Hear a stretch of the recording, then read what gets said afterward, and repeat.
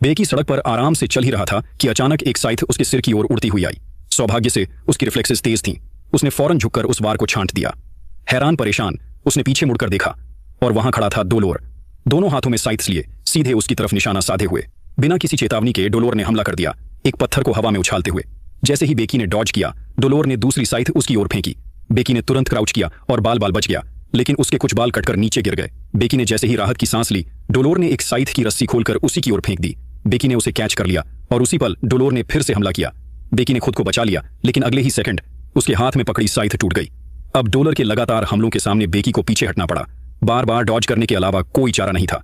इसी दौरान बेकी ने सबको चौंकाते हुए अपनी शर्ट उतारी और एक सीरियस फाइटिंग स्टैंस ले लिया। डोलर ने यह देखा और सीधे चार्ज किया। जैसे ही साइथ उस तक पहुंचने ही वाली थी, बेकी ने फिर से क्राउच करके वार को चकमा दे दिया।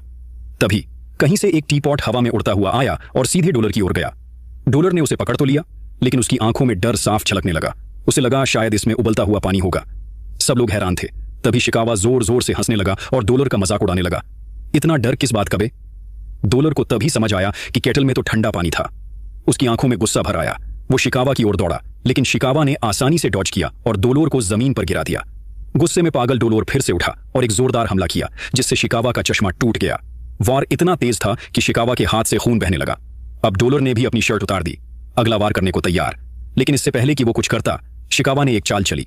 उसने अपने खून को डोलर की आंखों में उछाल दिया। डोलर की नजर धुंधली हो गई और शिकावा ने फौरन आवाज दी, बेकी अब। डोलर ने पलटकर वार किया, लेकिन तब तक बहुत देर हो चुकी थी। बेकी और शिकावा दोनों ने मिलकर डोलर को नीचे गिरा दिया। दोनों ने सोचा कि टीम वर्क से उसे हराना अब आसान होगा, लेकिन तभी बेकी ने एक अजीब चीज नोटिस की। डोलर के पूरे शरीर के चारों तरफ एक भयानक ऑरा फैलने लगी थी। इससे पहले कि बेकी कुछ समझ पाता, डोलर एकदम से उसके सामने प्रकट हुआ और एक ताकतवर पंच मारा। बेकी बेहोश होकर जमीन पर गिर पड़ा।